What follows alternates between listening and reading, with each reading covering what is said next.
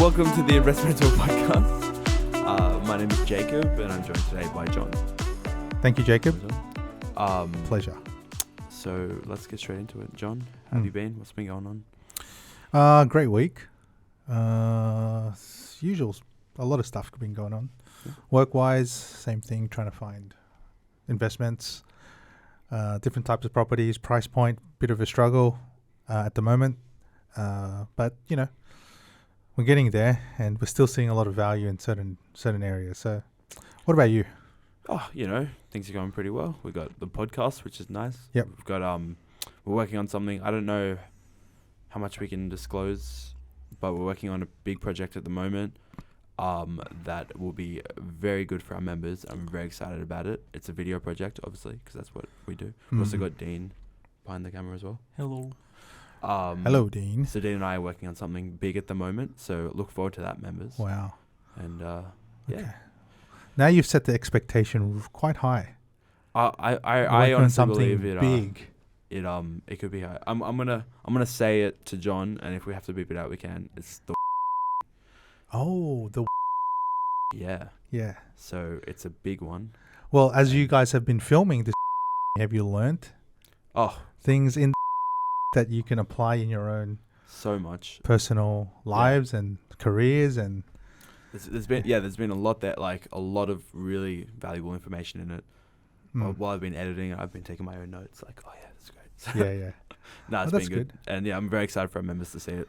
Well, I guess so far by doing it, both of you, Dean, Jacob, what's the main thing that you've taken out of it? Even just this short period of time of doing the editing and the filming, was there anything really stood out for you? The one module I took a lot of value out of was the money module.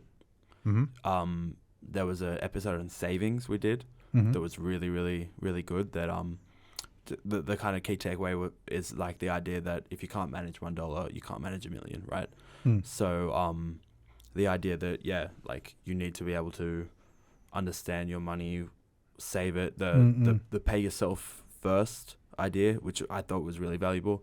Like when you get paid, put your savings away before you pay any bills, before you buy anything.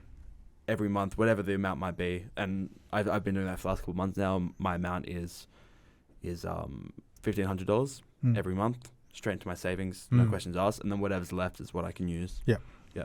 So like stuff like that I found very valuable. But I reckon the members will take value from the whole thing because it's really, really, really good. Nice. Well, I think that's a really good starting point because I think a discussion today, I wanted me personally to have a discussion with both Dean and Jacob, guys. And the reason why I actually requested a sit down like this with them is they're young. They're just starting out their journey of investing. I know Jacob has just started his. Dean, hopefully you're on your way very soon to be able to start. But it's also to delve into the minds of young people in this generation and how they're thinking about a lot of things like what we just spoke about, wealth. You know, what is really wealth to people? Like, what does that even mean? You know, a lot of people put out these words like wealth, what's it, mindset? What's the other ones? Like freedom, like financial freedom. Like these are buzzwords that like you see everywhere now. But say Dean and I are millennials, so we'll never have any of that because we spend most of our money on avocado toast. Lattes. Lattes, yeah. But what's wrong with that? Well, no, we have no money left. It's draining the bank account. Come on, avocado toast and lattes. That's how much does that cost? No, but have you heard that meme? It's like I know. Yeah. Yeah. I mean, I live in an area where it's predominantly people order avocado and toast. Delicious. Yeah. But that goes back to my point. Actually, that brings me to this point, which is going back to the wealth and all that. Like, if I ask you guys, like, what is financial freedom anyway? What does that actually mean? Like, if you could like encapsulate it in how you envision what those two words, which a lot of people, a lot of companies are using, like, does it just fly off your head in one ear out the other because it's just been hurt so much? I mean, kind of. Like, what I see financial freedom as is the ability to kind of live off money that isn't worked for, I guess. That's how I see it. Mm. Again, I don't know how realistic it is, but Yeah. yeah. So when you hear the word financial freedom, is that the same for you, Dean? Similar, I would say. Similar, which is Financial freedom is not having your finances the main cause of your anxiety. Oh, that's a good way to put it, Dean. Yeah. Wow. Not having the finances as a main cause of anxiety. And you know what, Dean? To a lot of people, it is. A lot of people stress out about these things. And the news is, and the reality is, guys,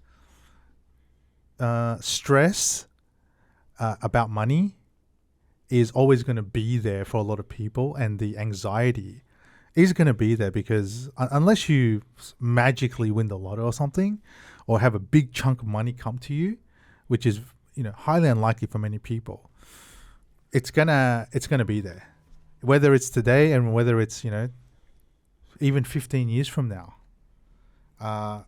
Financial anxiety is a big thing because even if you grow your income, you start at a certain level now, and then you grow your income 10 years from now, you may have double your income. And that is the trajectory of many people. If you're in your mid-20s or early 20s, by the time you're in your early 30s, you would have wanted to double your income. The only issue is you would have also doubled your expenses. Yeah.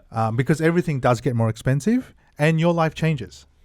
You may have, in a serious relationship and all this stuff. So that happens. So you may have grown, but then the other stuff grows as well. So then that anxiety is actually compounded because your responsibilities now are different. Right now, your only responsibility is yourself. By the time you're 30, 35, other things come where you'll feel, I'm responsible for these. It could be a child. It could be a partner. It could be whatever it is, saving up for a wedding. All of that happens. Then it gets worse. The anxiety actually gets worse. Now, that's for a lot of people. I'm not saying that's going to happen to you, but it happens. And I've seen a lot of people go through it. But that point, Dean, very good. Like, I like it. Like, not having the anxiety of your finances. And how do you, the question now is, how do we try to overcome that now? Knowing the fact that financial freedom, which if you guys define it by you, Dean, as in not having that anxiety, and you, Jacob, finding a way where you're not working and it's coming to you, how is that going to happen? Like, how can it happen? Like, what are the steps to take today? Property investment. Well, it doesn't have to be property investment, but what like it's really mentally, you need to be prepared that and say to yourself, in 15 years' time, I have to at least be halfway there. Which means if you look at your income today, and let's say you're earning 60,000, your projected income 10 years from now is double that, 120. You want to do, so 10 years from now, 120, and then what you want to get to is 10 years after that, or 5 to 10 years after that, you should at least try to have half of what you're earning as passive. Okay. So 60,000. So now you can count by age. So you're now, how old are you? 23. 23. By the time you're 33, you should have doubled your income, if not more. By the time you're 40, your passive income should at least be half of your proper income. Okay. So if you're earning by the time you're 40, if you're earning 150,000, you need to try to at least get about 70 to 75,000 on passive. So 75,000 of that 150 to be passive, or no, on top outside of that 150. So 150 as your work, as your income, day-to-day income, and then another 75,000 as your passive. Passive. Yeah. Okay. And that gives you, what's that now? That gives you 15 solid years to start building it. See, to me right now, that sounds like a butt ton of money, like unthinkable, like unreachable amount. Unreachable amount. Yeah. 75,000. Well, you start breaking it down. You got to start breaking it down. Like, So for me, in order for me to do 75,000, and the reason why I'm talking about property is because we do it through property. Now, there's also other means, guys. So it's not just this, but let me just explore the idea of in the property part, which is you got to just sit down with someone, and there's many people in this company as well. You could sit down with Jacob and Dean and say, in order for me to get 75,000, how many properties do I actually need? That's the first question you ask. Now, forget about how to get there. You just need to know the why part, which is the reason why is by this age I need to do this, and it's you have to have importance and put importance to that fact. Okay, it can be a fictitious dream, and it feels unreachable, but you really got to tell yourself, this is fact, and by the time I'm 40, I'm going to get 70,000. Now, you may not even get 70,000, but what happens if you reach 40,000? Still good. Is it better than not having anything? Oh yeah. Right. So you got to really sit down and go, okay, this is it. Now it's a matter of how many properties do I need to try to do that. That's when you sit down with someone and they can work it out in a time frame where they might say, Jacob, by the time you're 30, so 32, 10 years from now, we should have had 5 properties. Okay, because then a cash flow can be created, and then a strategy can be created then to, in order for you to get that level of passive income. So that's a strategy station. That's what you need to know. Then after you do that, that's when the how comes. So what do I have today, and what do I need to do to get there? That's how it begins. But most people don't even look at it. Right? Most people are just unknowingly just going through life saying, okay, well, I know I need to do something, but I don't know what, and they just put it off, and then just time goes so fast, and that's it. But anyway, that's what I actually didn't want. I wasn't going to talk about that today, but it's just interesting for you guys to know. And the beauty of it for both of you, you have one thing that is on your side, which is time. That can never be taken back. So you got to use it wisely. Okay, a lot of people take it for granted. In a snap of a finger, you're 40. I'm nearly 40, and the regrets I have is not starting at a much younger age. Yeah. Because you're gonna go through. Imagine you've started. Hopefully you start soon, Dean. You're gonna go through 2 major property cycles by the time you're 40. True. That's 2 boom cycles that's going to happen. You don't know when. Like these coming years, it might be plateau, might even go down a little bit. But over that period, over the next 10 years, there's going to be another big boom cycle where properties start going up quite significantly. And then that's going to happen twice in your life by the time you're 40. Right? And you don't want to be sticking with just one property when that happens. You want to have 4 or 5 when that happens. Yeah. So keep that in mind, guys. Yeah, keep that's like, because even the idea of having one was hard for me to believe, and then now that I have one, having more than one is like, how do I even do that? But well, how did you do your first one? I'm still not even sure, to be honest. So the way you did your first one is you could do your second one. Yeah. And just keep, well, yeah, like, obviously I know now the way yeah. you continue, but like, yeah, it's just funny. It just never really seemed like a thing that would happen. Yeah. So, but, and yeah, the idea of passive income and even financial, I didn't even know that term before I started working here. Yeah. And then, but like very quickly I started hearing it everywhere, and yeah. Yeah. So yeah, I don't know. It's a hard one. Yeah. So that's what it is, guys. Like, you're doing this now to, who you're doing this for? It's for your future self. Like, your future self has got to come back at this point and talk to your 23-year-old Jacob and go, please. Man, thank you, buddy. Thanks, man. Because when that time comes, and let's say something happens to you. Let's say you can't work. But at the very least, you've got, let's say, 4 or 5 properties that you can go back to that would hopefully at that time give you a pretty good passive income. Even if it's like $40,000 a year, maybe at that time frame you need to sell 2, pay down the debt of the 3. You may have 3 fully paid off properties. Each property is giving 25,000 of rental income a year. That's 75,000 a year. At the worst case scenario, if something happens to you or your partner or anything, you at least have something to go back on, right? So your 40-year-old self will talk to your 23-year-old self.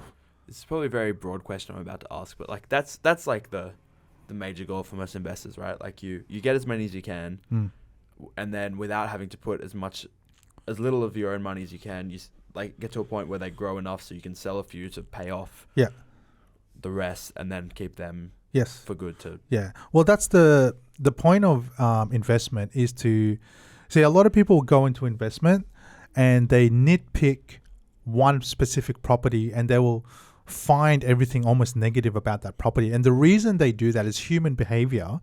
It's a protection method.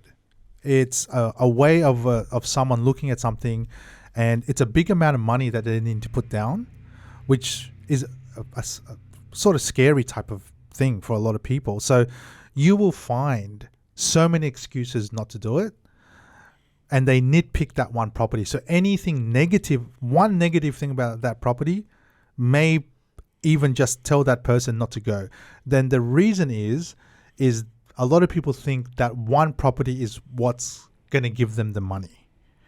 In reality, it's not. So a lot of people buy a property and their thinking is, oh, look, in 3 years' time, it's going to be worth X amount. Well, you don't even know what that's going to be. So their mentality straight away is, I'm going to have this and most likely in 3 years sell it for this amount. Straight away, that's how they're thinking. But you don't get passive income doing it that way. Passive income is created by an accumulation of properties that you create. So if you're a serious type of investor where you're looking at a long-term game, so you got to be able to understand that are you playing a game, the short game or the long game? Now, there's no right or wrong here. You just need to be aware of it. Now, if you're playing the long game, it's about what you said, Jacob. You need to get the accumulation part done as quick as possible, right? Because time is not on your side when you accumulate. Because as time goes, properties do get more expensive. You need to try to accumulate as much as you can, as fast as you can. So the first 3-4 years of your investments should be focused on building deposits as fast as you can and putting in into properties, considering you need to also get the lending. So you may be able to get 3 properties in a span of 4 years, 5 years, based on your lending and your deposits. But you got to do it quickly, right? Your next stage is what you're right, is down the line is to consolidate those. Now, to a lot of people, that's why I get a lot of people saying, how do we pay off 3 or 4 properties? Well, the answer is you don't. Because that is not possible for many people, unless you're on like a $500,000 income. You need to be able to strategically get your own portfolio and then work out down the line which one am I going to sell, and then that's the only time you really sell when it's time to consolidate, right? So at the moment, most people borrow 80 and 90%, correct? What you want to do is, so that means you owe the bank 80% and you owe the bank either 80 or 90%. Eventually, what you want to do is owe the bank about 30%. So you're going to get to a level where your properties grow, sell, and then get the debt down to about 30%. If you can do that in 10 years and have 2 properties at 30% debt, you're well on your way already for a much better retirement straight away, just by doing those 2 things. And when you say time to consolidate, is that retirement, or is that like No. like for yourself, for example? Like, when is that for you? Like, so when will you say, okay, that's enough, let's start selling and get everything paid off? Yeah. Well, that depends on the goal. Like, people's goals are different. Like you said, like I just told you, you should try to get 70,000 passive income. But is that enough for you? Like, try to work out the number that you want. Let's say 100,000 a year. You're comfortable with that number. If you're comfortable with that number, that's when you can. That's the time when you start selling and consolidating. Yeah, if you can work out that if I sell these two, pay off these two, I'm getting about 100,000, then it's time. So it's all subjective, dependent on what you want to try to get. Yeah.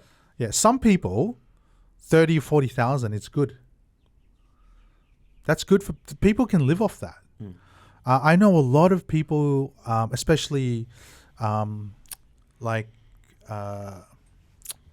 different nationalities, like even Filipinos, who have properties here in Australia that are getting 30,000 a year from their properties, but they're mostly living in the Philippines because 30,000 a year in the Philippines is a lot. Yeah. You're almost living off that. Yeah. So they just go there 6 months, come back here, live here for 2 months, go back there. They just keep going back and forward. And they're doing this in their mid-30s. So that is, to them, that's good. Yeah. But to me, for example, other people need more. So it's dependent. Yeah, of course. Yeah. Yeah. No, that's really interesting. Yeah. So, yeah, that's what it is. Yeah. Well, I guess we can move forward a little bit. I know you brought a few articles you want to look at. Yeah. Okay. So, part of, and I think this might tie into the whole mindset and wealth academy. Well, let's get a few. Well, you guys are millennials? Are we technically millennials? Are you millennials? I think so. I think we're like on the border because we're both Right. born 1999. Okay. So I think we might be Gen Z or we might Sure. be. Yeah. Righto. Okay. So, well, let me get this out. For example, let's read this. Okay. This article came out just the other day, October 3. So not too long ago. Read it out loud, if you can see it. Go. Okay. Interest rate rises. 1 in 4 Aussie mortgage holders could face financial stress. Okay. 1 in 4 Aussie mortgage holders, so people who have mortgage, could face financial stress. When you see that, what's your initial reaction? Holy moly, these interest No, really? No, rises. are you seriously? That's how you think of it? Well, yeah, I guess so. Like that's kind of spooky. Yeah. Yeah. What comes to your mind though? What is actually pictured in your mind? Well, I don't know if we've already spoken about this on the last one we did, but Oh, okay. what defines mortgage stress? That's a good question. Dean, what do you think when you see this? It's just lies. You think it's lies? I wanted to show you guys something that was actually online that came out this week, where a lot of people would see this. And what is the thing that's going to come to your mind? Because it is like a holy moly type of moment when they think 1 in 4. So that means 25% of Australian who have mortgages are going to face financial stress. Yeah? Yeah. Scary statistic. Scary.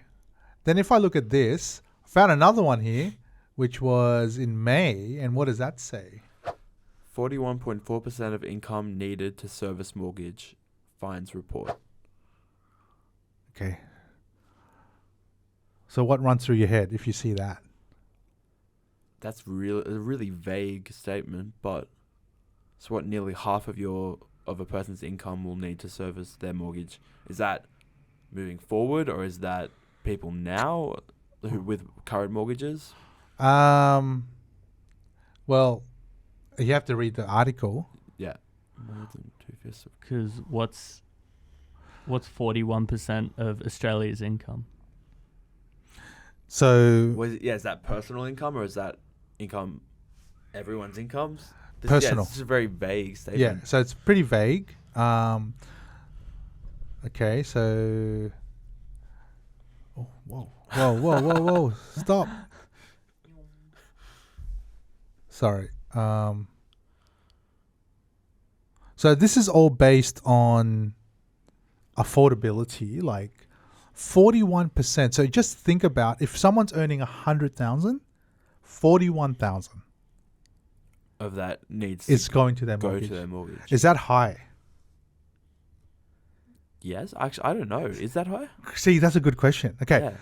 so you can look at this, and a lot of people may or may not think of anything of it, but my whole thing to everyone is when you see these type of articles is to start questioning, because that was a good point you made. Like 41, is that high? Right? You got to start doing your own research now, guys. Yeah, well, like when you think of it as nearly half your income, to me that sounds high. But again, I don't really know much about mortgages or like. Yeah. Yeah, like. So that's a good example. If you're earning, if $100,000 is coming to your bank, and 41,000 is used to your house, you got 60,000 left. Is that high? To you personally? I wouldn't think so, no. So to you, Dean, is not? To me personally, no, because realistically, $60,000 is a good amount. Yeah. Of money. So if you calculate 60,000, do you have a calculator there? 60,000 divided by 52 weeks. So it's assuming that I'm just using 100,000 because it's easy to calculate. So imagine you've used 41,000 to pay the mortgage, and you've got 1,100 per week for whatever spending you do, whatever you need to do, like food, groceries and stuff. Yep. Is that a lot? I don't know. Like, well, for you guys, a week. Yeah, I mean that's more than my current wage. So yeah. Yeah. Right. I guess it just depends on everyone's circumstances, because if you have kids, well, yeah, that's added. Yep. The exact point I was about to make, right? Like how much your rent is. Well, you've paid your mortgage already of 41,000. Oh, okay. So we'll make the assumption this is someone who's someone who's earning 100 in their bank. But so this person is living in this property that they're paying off. Yeah, because so they're own occupier. Own occupier, because 41% of their income of $41,000 has already been put into their mortgage. Yeah. So they've got 1,100 left per week. Then I think that actually seems fairly reasonable, right? Okay, so if you think that's fairly reasonable, but yeah, like why would this be an actual headline? Well, because it sounds big, like it sounds scary when you read it. Like I first read it, I thought that's nearly half your income. That's crazy. But then you think through it exactly. I mean, yeah, it could depend on exactly like what Dean said. If you have dependents, you have children, like don't forget, if you have children, that's 2 incomes. Most people. Yeah. So even if you double the income, let's just say you're both on 80,000 now, 80,000 in your bank, so you're earning 160 per person. What's 40? It's all relative if they're doing 41%. Yeah. Right? So if you think that, if you break it all down and you look at it and you go, that's actually not that high, then why is it a headline? For fear, right? Like, why would they put it there? Spooked. Clickbait. Could be clickbait, because that 41%, why don't they do the opposite and say, hey, you've still got 1,100 left over, even after you pay your mortgage, even when the interest rates go up? Yeah. 60% of income is still in your pocket. It's still in your pocket. And to most Australians, that equals this amount, which is, for a couple, it could be 2,000 a week. For a single person, it could be 1,000 a week. Like, if you put all those down. So my thing is, when you read these type of reports, is look at things the opposite way and figure it out. That's one thing. Now, if you look at that correlates to this whole thing about 1 in 4 could face financial stress. Okay. What does financial stress mean? I think we spoke about it already. Is people who are paying more than 30% of their income. Okay. And that is the sort of quote-unquote definition that the Australians have put. Okay, well, so then, if you put them together, then and if people are paying 40%, then your financial stress. Then financial stress, Yeah. Yeah. Okay, so if based on the people who have judged what financial stress is, that other headline is staggering because now it's 41%. But if you broke it down like we just did, it doesn't seem that bad, does it? Well, yeah, no, not too bad, yeah. It's not too bad. Yeah. Okay. Now, so if you see those ones, what does this one say? Oh, here's another one. Aussie homeowners spend 41 more. Oh, yeah, okay. That one, sorry. There was another one. Here we go. Now, this one came out in September this year. Now, this one is not a common one to find because it's not on news.com.au.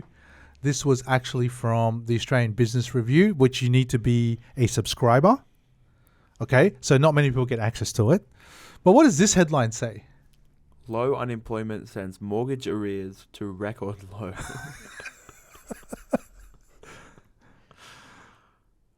And okay, so if you read the first few paragraphs, because mortgage arrears have hit their lowest levels in 2 decades, in 20 years. when was this article released? September this year, Okay. 2022. So as all the interest rates are going up. Yeah. HSBC says that given strong lending standards, mortgage defaults will be contained. Okay. Now remember, mortgage stress, to a lot of people who read those headlines, can also correlate that to if people are in mortgage stress, what are they going to do if they can't pay their mortgage? Sell, yeah. yeah. So what they're almost saying to you is, because a lot of these people who are paying 41% of their mortgages, 41% of their income to their mortgages, could be potentially put in a situation where they have to sell because they can't pay it. But as we went through, it's still manageable. To a lot of people, 41% is still manageable, right? Then they put a headline about financial stress. 1 in 4 Aussies with interest rate rises can't pay. They're going to put in financial stress. Again, that goes back down to more than 30%. Now, the key that you really got to look at when it comes to people having to sell is whether they're actually defaulting. So if you read the 2 articles, they actually say 2 very different stories. It's just the access to this one is a lot harder because you got to pay for this. Whereas the majority, so why then they put this on the normal, like news.com or all of that, or social media? Is this the first time you've seen this? Yeah. Well, yeah, anything that's like actually Quite positive? Positive, yeah. Yeah. So, let me just... So this may be a loaded question, but so why is it that there's so much negativity? Like what's the point of it? I mean, yeah, not just in property, in finance, right? In literally everything. Yeah. And, we're taught at uni that it's because it gets eyes to you and yeah, all that jazz. But, and like people thrive more on negativity than they do positivity. But is that the same reason or is there something else for it? Well, I'm not really a media person. But you're a property person. I guess property person, but those type of headlines, like imagine a headline just said, mortgage defaults best in 20 years, right? Or some sort of like that. Is that better than saying 1 in 4 Aussies, like house price crash? 1 in 4 Aussies forced to sell.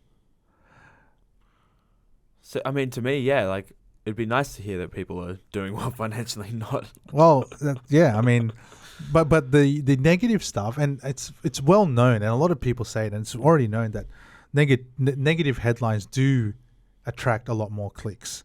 Yeah. Because you're going to wonder, because the human nature is, we are actually built on to survive, not really thrive, right? We have survival instincts, not thrival instincts. So for us, survival, and when you look at something negative, is a protection method for humans. So when they see something negative on the news, they want to click it just so they know how to protect themselves. Yeah, I always think about, Dan and I were at the Splendor and the Grass Music Festival, right? And I'm sure a lot of people heard about, I'm sure you heard about, like, on the news and how, like, bad it was and the mud and it was just, like, the worst thing ever. Like, people were comparing it to, like, Fire Festival. Yeah. On how shocking it was. We were there. Mm. It was, okay, look, it was muddy. Yeah. But it really wasn't that bad. It was not that bad. I had people calling me while I was there, like, "Are you okay? Is everything like?"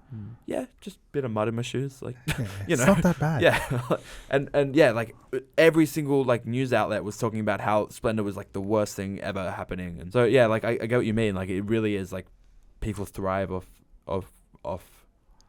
that. Yeah, Yeah, and I think media outlets do know this, because if you see something like, something else like, you see this sort of thing, 1 in 4, you'll click on it and you'll read it.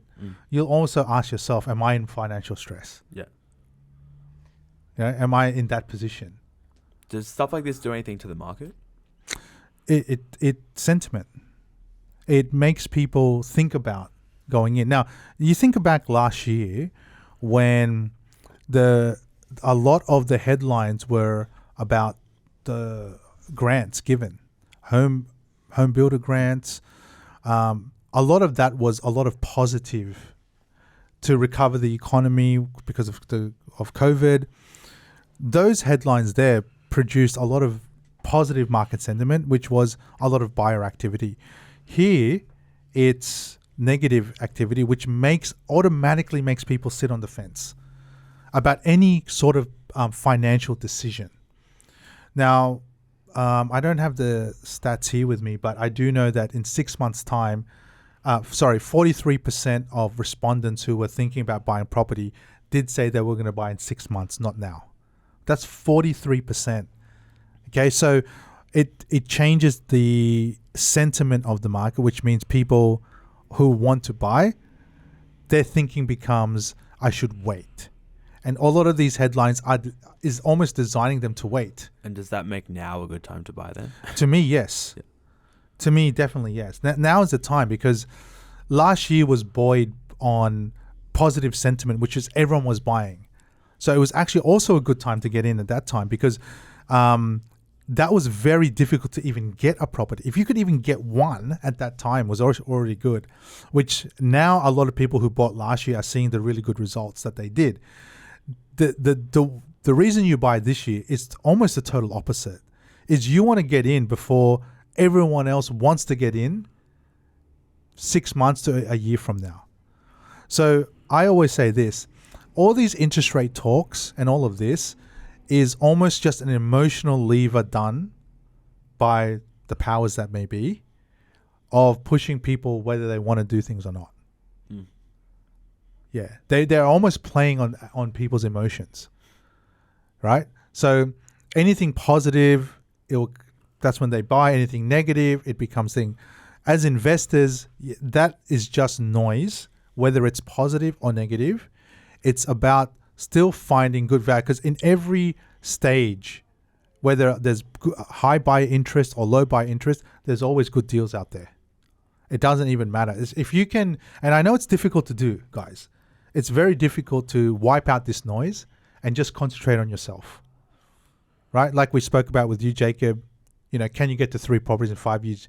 You already, that is a negative thought process you had from the beginning. Yeah.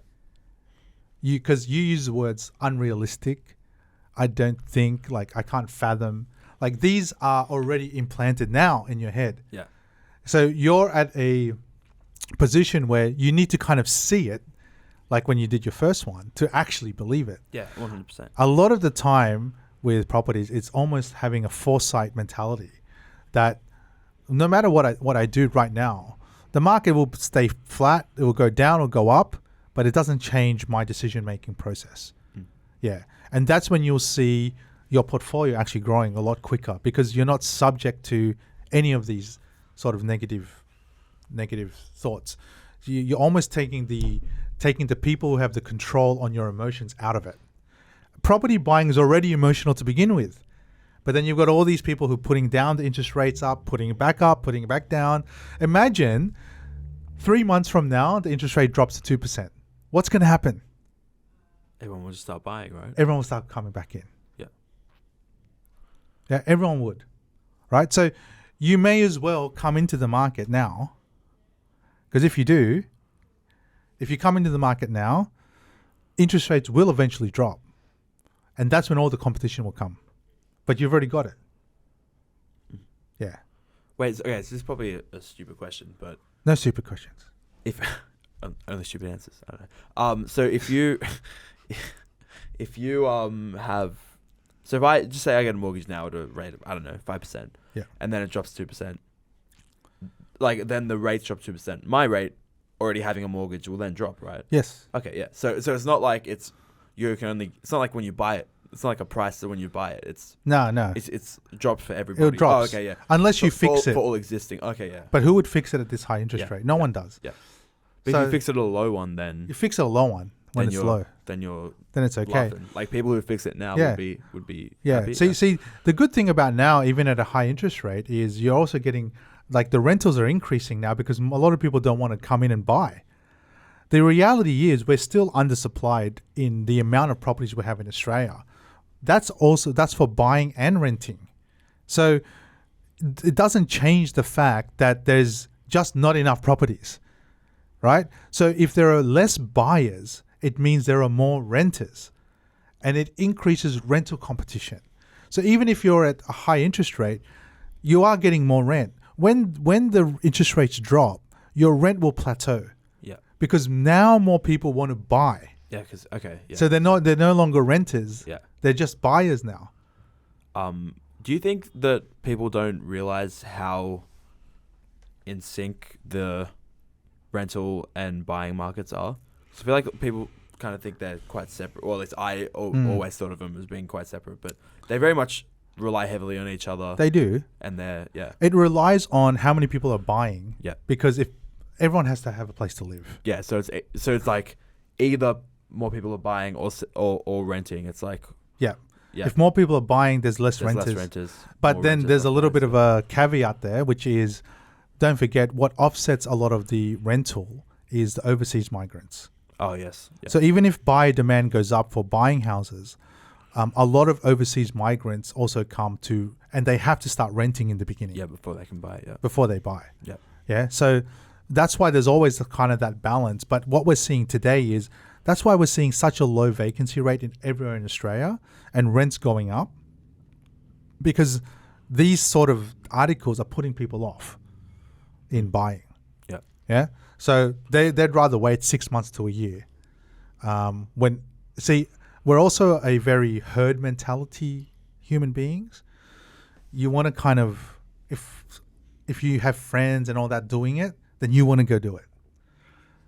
You know, but if none of your friends are doing it, or none of people you know are doing it, you also like, oh, should I do it? I'm not sure.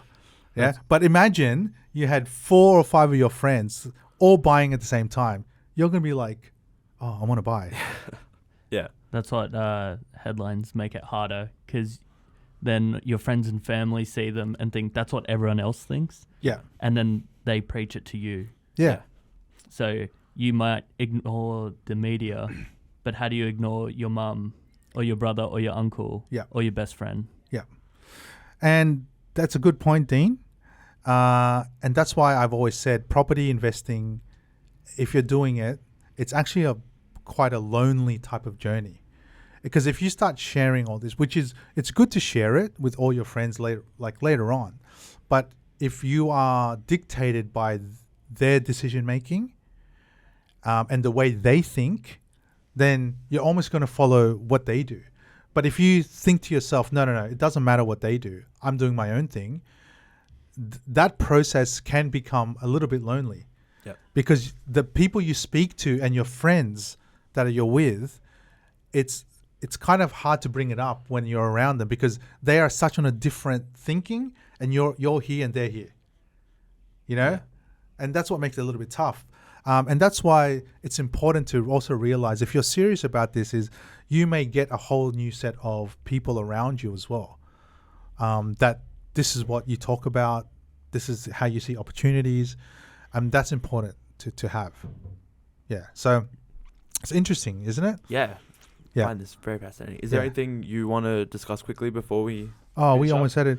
We're at 50 minutes. What? So, yeah, we've been talking. I felt like 5 minutes to me. So there you go. Oh, look, there's heaps of other things, but if we haven't Yeah. got time, we can wait for the next next one. Yeah, I'm sure we'll do another one again soon. So yeah, let's do another one because there's another thing I want to talk about. Which is most Aussies are actually living way above their means, and this is one of the real causes of property prices going up. Okay. Well, keep that in mind, members, because that's a little sneak peek for the next one, I guess. Yeah, sure. Thank you so much for watching. Thank you for being with me today, John. Jacob, Dean, thank you. And take care, everybody. See you again. See you guys.